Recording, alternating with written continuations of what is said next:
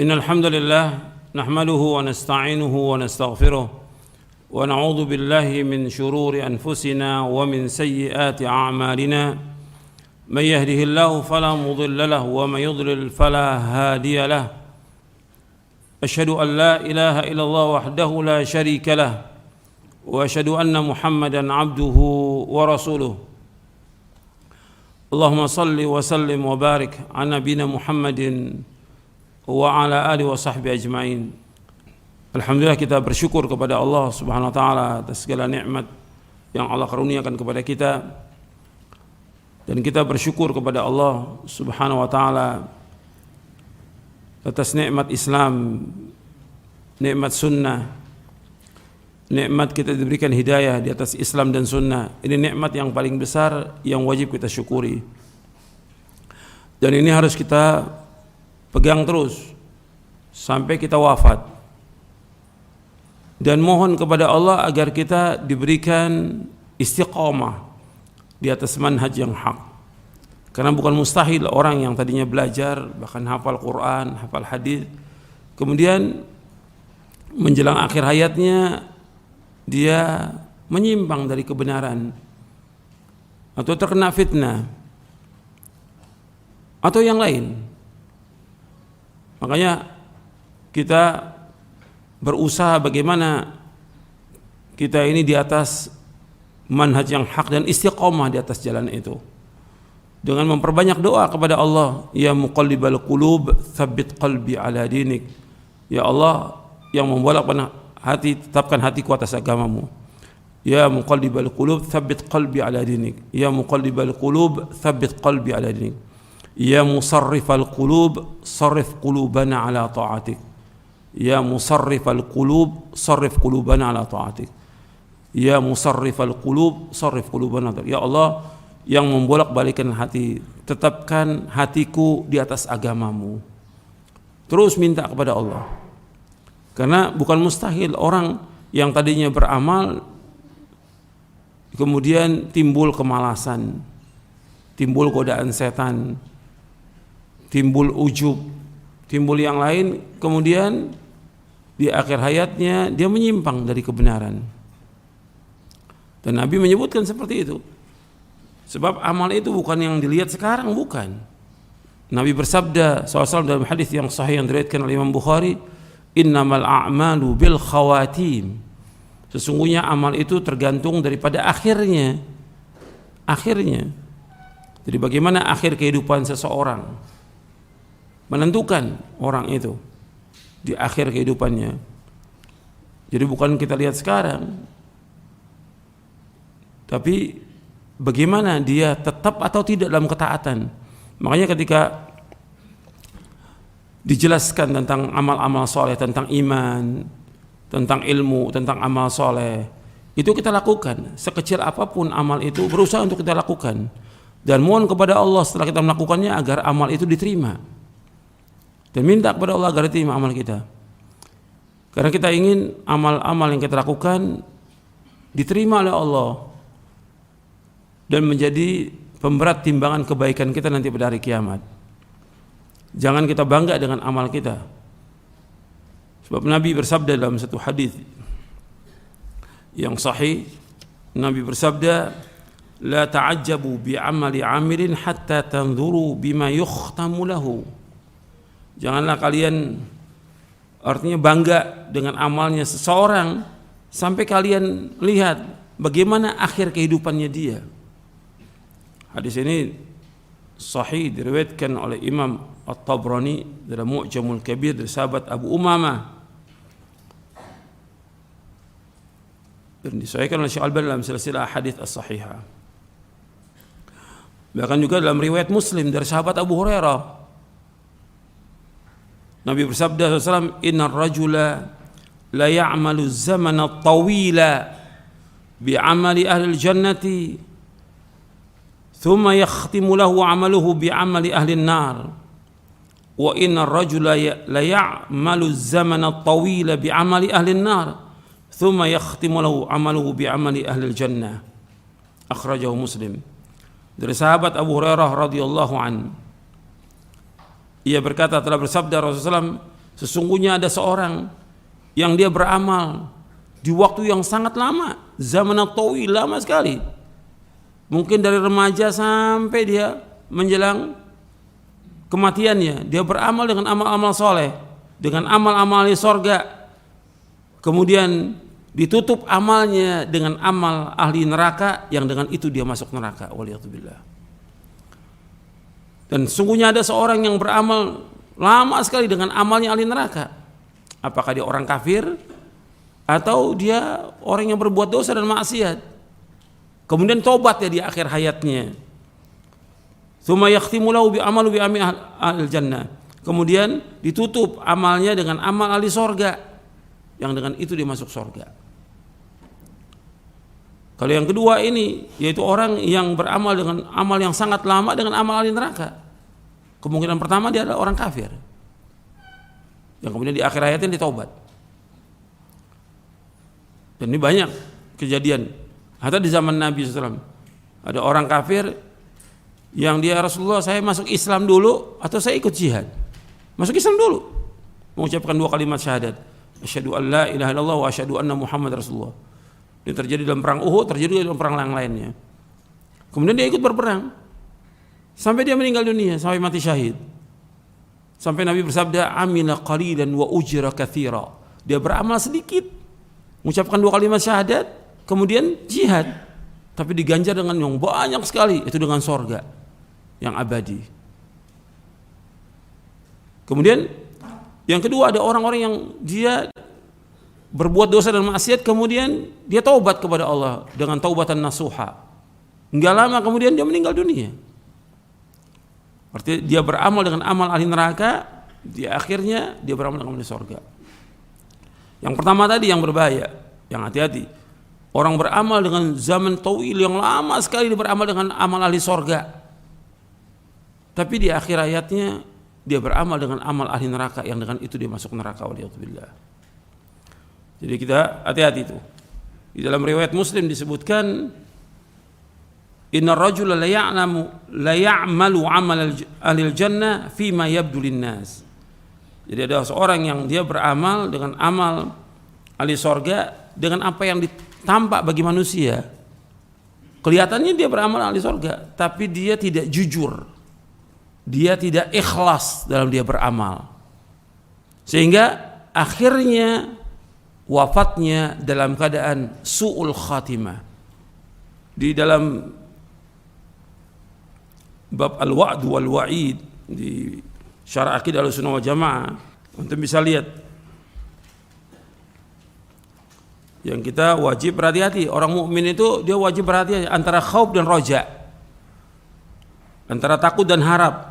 Orang beriman itu, jadi kalau dia beramal, dia mohon kepada Allah agar amalnya diterima. Di halaman 390, Ahlussunnah meyakini bahwa tidak ada seorang pun yang mengetahui tentang akhir dari kehidupan seorang hamba. Akan tetapi orang yang menampakkan kekufuran yang besar, maka orang tersebut akan dihukumi dengan apa yang ia lakukan dan diperlakukan sebagaimana bermuamalah dengan orang kafir. Rasulullah SAW bersabda tentang akhir kehidupan seseorang, inna rajula la ya'malu amala ahli jannah fima yabdu linnas wa huwa min ahli nar, wa inna rajula la ya'malu amala ahli nar fima yabdu linnas wa huwa min ahli jannah. Sesungguhnya seorang mengamalkan amalan ahli sorga menurut apa yang tampak bagi manusia, padahal ia termasuk ahli neraka. Dan seorang mengamalkan amalan ahli neraka menurut apa yang tampak bagi manusia, padahal ia termasuk ahli sorga. Hadis ini sahih, diriwayatkan oleh Imam Bukhari, Muslim dan Ahmad dari sahabat Sahal bin Sa'ad As-Sa'idi.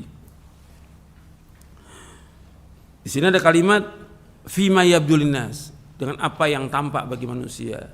Makanya perhatikan nih, ketika kita beramal, amal kita harus betul-betul jujur dan juga ikhlas karena Allah dalam kita beramal.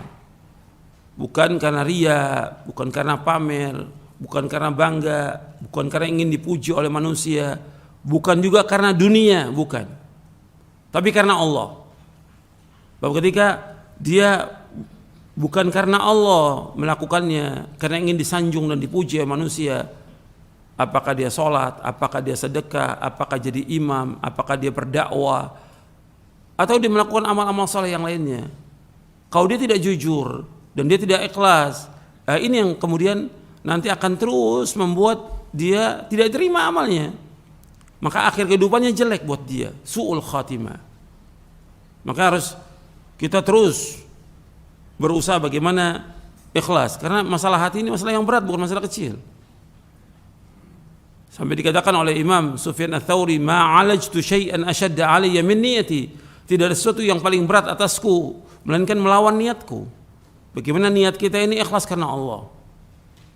Dan kita jujur kepada Allah Taala dan jujur kepada manusia. Bahwa ada orang beramal, dilihat manusia, dia sholat malam, dia beramal baik, dia berpuasa Senin Kemis atau yang lainnya, tapi bukan karena Allah.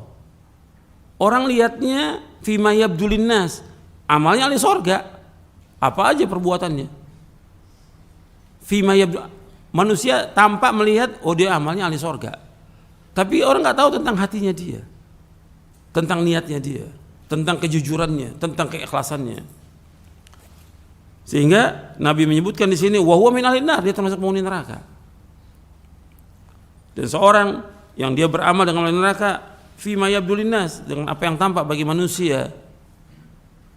Kemudian dia diberikan hidayah oleh Allah, dia masuk Islam atau diberikan hidayah oleh Allah dia untuk bertaubat, sehingga dia termasuk min ahlil jannah. Karena Nabi bersabda SAW, innamal a'malu bil khawatim. Antum lihat di bawah hadisnya itu, innamal a'malu bil khawatim. Sesungguhnya amal-amal itu ditentukan berdasarkan akhirnya. Hadis ini riwayat Bukhari. Jadi amal itu tergantung daripada akhirnya. Dari sahabat Sa'al bin Sa'ad As-Sa'idi. Maka kita berusaha bagaimana amal ini ikhlas karena Allah dan terus istiqomah kita sampai di akhir hayat kita. Jadi yang dihitung itu akhirnya, dan akhir ini tergantung juga bagaimana dia melakukan amal-amal soleh itu dengan terus dawam. Maka Nabi kalau melakukan amal itu dawam Nabi. Sampai Nabi bersabda SAW, khairul a'mali adwamuha wa in qalla. Sebaik-baik amal itu yang continue, yang terus menerus meskipun sedikit. Dan akhir kehidupan seorang ditentukan tentunya dari awalnya. Benarnya tidak benar atau tidak dia jujur atau tidak, ikhlas atau tidak, terus itu menentukan sekali. Makanya dikatakan oleh Imam Ibn Rajab Al-Hambali dalam kitabnya Jami' al-Ulum wal Hikam bahwa al-khawatimu mirathu as-sawabiq. Al-khawatimu mirathu as-sawabiq, bahwa akhir kehidupan seorang warisan dari yang sebelumnya. Bagaimana sebelumnya dia beramal benar atau tidak, jujur atau tidak, ikhlas atau tidak, nah itulah akhirnya. Tapi kalau dia nggak jujur, dia nggak ikhlas, hanya ikut-ikutan orang banyak aja, kelihatan itu dari beramal. Jadi menentukan sekali itu amal itu bagaimana dia di awalnya. Makanya para ulama salaf itu ketika disebutkan tentang amal-amal yang lalu, tentang dosanya, takut dia. Takut diwafatkan dalam keadaan su'ul khatimah. Makanya mereka nggak mau disebutkan dulu kamu pernah berbuat ini. Makanya kita nggak boleh itu menceritakan perbuatan jelek kita kepada orang, nggak boleh. Tutup. Kalau kita pernah berbuat dosa, pernah berbuat maksiat, tutup dosa itu. Jangan ceritakan pada orang. Udah taubat ini, jangan cerita. Dulu saya ini begini, dulu saya begini. Jangan. Ulama salaf takutnya mati dalam keadaan seperti yang dulu yang dilakukan itu sebelum dia bertaubat kepada Allah. Karena kita nggak tahu taubat kita diterima atau tidak oleh Allah Taala. Maka jangan ceritakan, tutup semuanya, terus minta ampun kepada Allah. Anda perhatikan tadi, semua harus kita lakukan ikhlas karena Allah. Hubungan kita dengan Allah kita jaga, ada pada Allah dengan kejujuran, keikhlasan, takut, harap kepada Allah dan yang lainnya. Kemudian hubungan dengan manusia juga kita jaga. Perhatikan tuh, hubungan dengan manusia kita jaga. Kita harus berakhlak yang mulia kepada manusia. Sebab bukan mustahil perbuatan orang itu baik, tapi ketika akhlaknya dia tidak baik kepada orang, tidak baik akhlaknya kepada tetangga, membuat dia masuk neraka dengan sebab itu. Anda perhatikan itu. Saya bawakan satu hadis yang diriwayatkan oleh Imam Ahmad dan sanadnya hasan. Nabi menceritakan tentang seseorang yang para sahabat bertanya, an Abi Hurairah radhiyallahu anhu qala rajulun ya Rasulullah inna fulanata yudhkaru min kathrati salatiha wa siyamiha wa sadaqatiha ghaira annaha tu'zi jiranaha bilisaniha qala hiya fin nar qala ya Rasulullah fa inna fulanata yudhkaru min qillati siyamiha wa sadaqatiha wa salatiha wa innaha tasaddaqu bil athwari min al aqit wa la tu'zi jiranaha bilisaniha qala hiya fil jannah. Dari sahabat Abu Hurairah radhiyallahu anhu ia berkata, telah berkata seorang, ya Rasulullah, sesungguhnya fulana, disebutkan tentang fulana ini, ada seorang wanita, disebutkan tentang dia banyak sholat. Maksudnya kalau banyak sholat sunnah, yang wajib udah jelas 5, yang wajib nggak bisa ditambah 5 waktu yang wajib ini. Cuma banyak sholatnya, apakah sholat duhanya, apakah rawatibnya, apakah sholat malamnya. Kemudian juga disebutkan tentang banyak puasanya dia, apakah puasa Senin Kemis, apakah puasa Daud atau puasa yang lain yang dilakukan yang sesuai dengan sunnah. Wa sadaqatiha, dan sedekahnya juga disebutkan, banyaknya sedekah. Hanya saja perempuan ini suka mengganggu tetangganya. Ini adab dia tidak baik kepada manusia. Adab dia tidak baik kepada manusia. Mengganggu tetangganya dengan lisannya. Bicara yang enggak baik, menggibah, bicarakan kekurangannya tetangga dan segala macam. Tu'zi jiran bilisannya. Nabi menjawab apa tentang perempuan ini? Hiya finnar. Perempuan ini tempatnya di neraka. Tentunya Nabi menyatakan lagi dari Allah, dari wahyu dari Allah. Perempuan ini tempatnya neraka. Kemudian berkata lagi sahabat ini, ya Rasulullah, ada si fulana, perempuan yang lain. Dia sedikit puasanya. Ya mungkin hanya Ramadan aja. Dia puasa, hanya Ramadan. Atau mungkin juga ditambah sedikit dari puasa. Wa sadaqatiha, juga sedikit dari sedekahnya. Dan juga sholatnya. Jadi sholat 5 waktu, ada orang yang sahabat yang cuma sholat 5 waktu aja, tapi ada juga yang ditambah dengan rawatibnya. Dan dia juga bersedekah dengan sepotong dari keju. Athwar minal aqit, dari keju. Disedekah. Wala tu'dhi jiranaha bilisanin, dan dia tidak mengganggu tetangganya. Meskipun amalnya sedikit, tapi dia punya adab kepada manusia, dia enggak mengganggu orang lain. Tidak mengganggu tetangga. Hiya fil jannah. Maka dia tempatnya di surga. Maka Nabi kaitkan antara iman kepada Allah dan iman kepada yaumil akhir, di antaranya apa? Man kana yu'minu billahi wal yaumil akhir falyaqul khairan aw liyasmut. Man kana yu'minu billahi wal yaumil akhir falyukrim dhaifahu. Man kana yu'minu billahi wal yaumil akhir fala yu'dhi jarahu. Barang siapa yang beriman kepada Allah dan akhir, maka hendaklah dia berkata yang baik atau diam. Barang siapa beriman kepada Allah dan akhir, hendaklah dia muliakan tamunya. Barang siapa beriman kepada Allah dan akhir, jangan dia mengganggu tetangganya. Di sini mengganggu tetangga dia. Yang kedua, tidak mengganggu tetangga. Amalnya sedikit, mungkin dia sholat yang wajib aja, atau sholat sunat yang sedikit, nggak banyak. Sedekah juga sedikit, cuma sepotong keju dia sedekahnya. Tapi dia nggak pernah mengganggu tetangganya dengan lisannya. Maka kata Nabi, hiya fil jannah, dia di tempatnya di surga. Hadis ini hasan, diriwayatkan oleh Imam Ahmad, Ibnu Hibban, Imam Bukhari dalam kitabnya Al-Adab Mufrad, dan juga Al-Bazzar dan Hakim dari sahabat Abu Hurairah radhiyallahu anhu. Ini perhatikan ini. Jadi hubungan kita dengan Allah kita jaga, hubungan dengan manusia juga kita jaga.